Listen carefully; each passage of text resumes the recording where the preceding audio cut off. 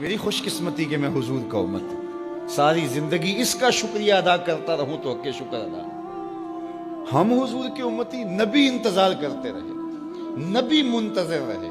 حضرت خلیل اللہ کی بارگاہ میں پکار رہے ہیں، ربنا وابعث فیہم رسولا، مالک رسول بھیج دے۔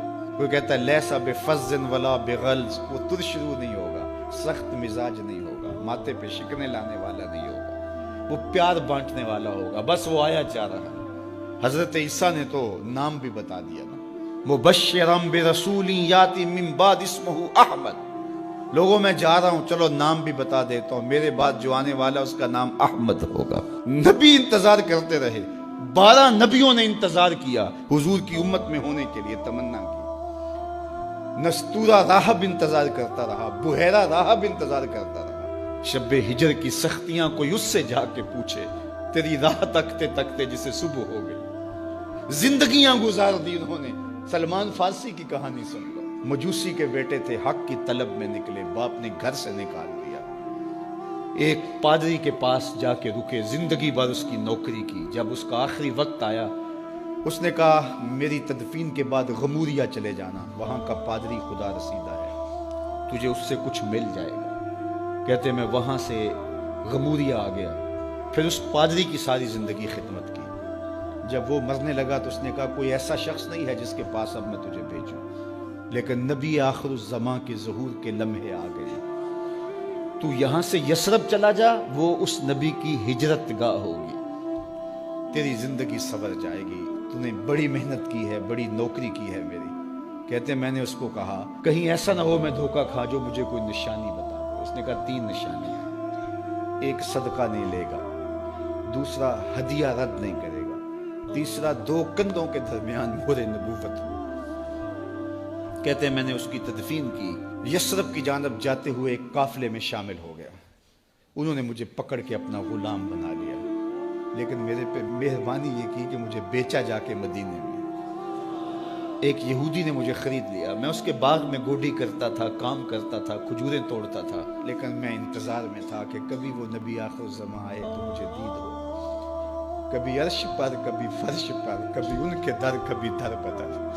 غم عاشقی تیرا شکریہ، میں کہاں کہاں سے گزر گیا۔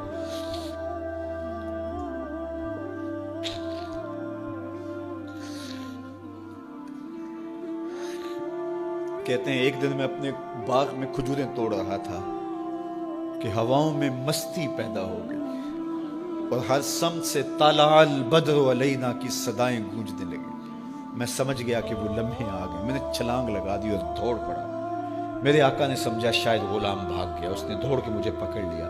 میں نے اس کو کہا کہ میں نوکر تیرا ہی ہوں، لیکن دل نوکر کسی اور کا ہے، میں بھاگوں گا نہیں، مجھے جانے دے۔ میں کچھ کھجوریں لے گیا تھا صدقے کی نیت سے، جا کے حضور کو پیش کی۔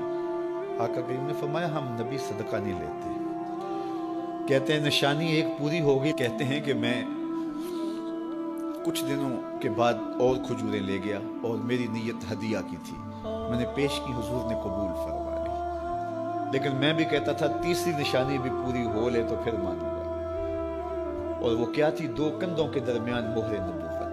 کہتے ہیں ایک دن حضور میرے باغ میں آئے اور آقا کریم نے اپنے مبارک کندھے پہ چادر رکھی ہوئی تھی اور چادر کی اوٹ میں مہر نبوت چھپی ہوئی تھی، اور میں پیچھے ہو کے دیکھتا تھا، اور میری آرزو یہ تھی کہ کوئی تیز جھونکا ہوا کا آئے اور چادر ہٹ جائے اور میں مہر نبوت کی زیارت کر لوں۔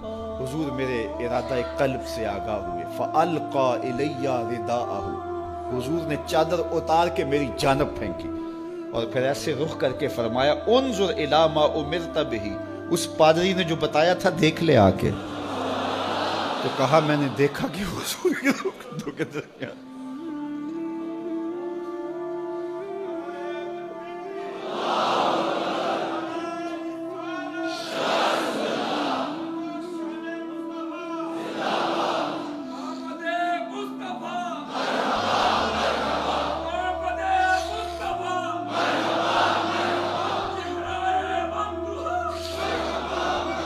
شب ہجر کی سختیاں کوئی اس سے جا کے پوچھے، تیری راہ تکتے تکتے جسے صبح ہو گئی۔ ہم نے تو کوئی انتظار نہیں کیا نا، ہم نے تو کوئی دکھ نہیں سہا، ہم سوئے تھے، مقدر جاگ اٹھے، ہمارے والد مسجد سے مولوی صاحب کو بلا لائے، انہوں نے کان میں آ کے کہا مبارک ہو تو حضور کا نوکر بن کے آ رہا۔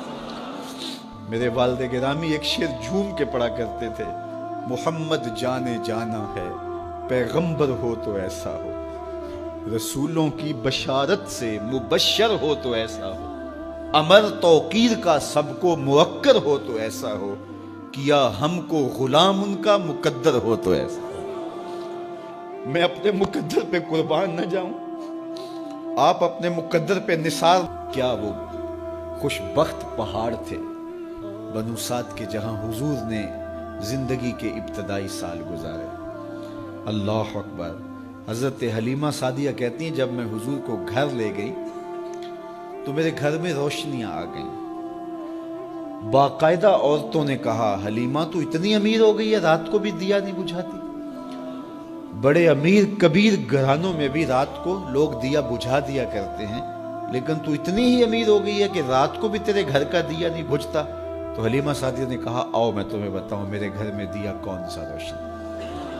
باقاعدہ ہم جولیوں کو بلایا، پالنے میں حضور تھے، اشارہ کر کے کہا ما کننا نحتاج الی السراج من یوم اخذناہ، جب سے یہ پیارا گھر آیا ہے میں نے سارے دیے توڑ دیے، دیے کی ضرورت نہ مشعل کی حاجت، عجب روشنی تو نے پائی حلیمہ، بڑی تو نے توقیر پائی حلیمہ، بنی تو محمد کی دائی حلیمہ۔ کہا ما کننا نحتاج الی السراج من یوم اخذناہ، جب سے یہ پیارا گھر میں آیا ہے میں نے سارے دیے توڑ دیے۔ جہاں روشنی چاہیے ہوتی ہے حضور کو اٹھا کے اس کمرے میں لے جاتے ہیں، وہاں انوار پھیل جاتے ہیں، روشنیاں پھیل جاتی ہیں۔ کیسے اجالے پھیلے، کیسی روشنیاں پھیلے۔ حلیمہ دا چھپر کھجوری دے تھلے، حوراں وچھالے نوری مسلے، فرش تو عرش تک پہ گئی دہائی، حلیمہ نے لٹ لئی خدا دی خدائی۔ اللہ اکبر۔ وہ سارا دن تو صحراؤں میں گھوم لیتی تھی، اسے جب بھوک لگتی تھی لبوں کو چوم لیتی تھی۔ بخت جاگے حلیمہ سعدیہ کے حضور ان کے گھر آئے۔ اللہ اکبر۔ جدھر سے گزرتے گئے نور پھیلتا گیا، انوار پھیلتے گئے۔ حضرت سیدہ طیبہ طاہرہ حضرت عائشہ سلام اللہ علیہا فرماتی ہیں کہ میں کچھ سی رہی تھی کہ میرے ہاتھ سے سوئی گر گئی۔ اب حضور کے گھر میں دیے میں جلانے کے لیے تیل بھی نہیں تھا، میں پریشان تھی، سوئی گر گئی، اتنے میں حضور تشریف لائے۔ حضور مسکرائے، کہتی ہے میں نے گمی ہوئی سوئی تلاش کر لی۔ اللہ اکبر۔ تو یہ روشنی تھی، یہ انوار تھے۔ اللہ اکبر۔ اذا ضحک یتلالع فی الجدر، جب حضور مسکراتے تھے سامنے والی دیواروں پہ عکس پڑتا تھا۔ اللہ اکبر۔ جب مسکراتے تھے نور پھیل جاتا تھا۔ اذا تکلم رؤیا کالنور یخرج من بین ثنایاہ، حضور کے سامنے والے دانتوں میں ہلکا سا فاصلہ تھا، اور جب آقا کریم گفتگو کرتے تھے وہاں سے نور کی کرنیں چھن چھن کے نکلتی تھیں، انوار پھیل جاتے تھے۔ ایسا نوری ماحول، ایسا نورانی چہرہ۔ حضرت ابو ہریرہ بولے کل قمر لیلۃ البدر لم ارى قبلہ ولا بعدہ مثلہ، کیا پوچھتے ہو؟ 14ویں رات کا چمکتا ہوا چاند تھے میرے حضور۔ پھر کہا نہیں نہیں نہیں، حضور جیسا نہ پہلے دیکھا نہ بعد میں دیکھا۔ حضرت حسان بن ثابت پاس کھڑے تھے، کہا دیکھتے کیسے؟ کسی ماں نے جنم دیا ہوتا تو دیکھتے۔ خدا نے وہ سچائی پن چھڑیا جدے وچ محمد نو ٹالیا سی، حسینہ جمیلہ دا منہ موڑ دیتا، محمد بنا کے قلم توڑ دیتا۔ مثل او در عالم امکان متصور نیست، حضرت شیخ مجدد کہتے ہیں حضور کی مثل بزم عالم میں ممکن ہی نہیں ہے، ہو ہی نہیں سکتا۔ اور اقبال کا لہجہ بھی دیکھیے، رخ مصطفیٰ ہے وہ آئینہ کہ اب اس سا دوسرا آئینہ، نہ کسی کی بزم خیال میں نہ دکان آئینہ ساز میں۔ تو وہ پیکر تراشا، وہ پیکر تراشا، مکھ چند بدرشا شانی ہے، متھے چمک دی لاٹ نورانی ہے، کالی زلف تیک مستانی ہے، مخمور اکھی ہن مد بھری، کیسا جمال دیا، کیسا حسن دیا۔ اچھا بریلی کے امام سے بھی پوچھ لیجئے۔ اللہ اکبر۔ بلبل نے گل ان کو کہا، کمری نے سروے جاں فضا۔ بلبل کی منتہائے پرواز تو یہی ہے نا، کسی کو پھول کہتے۔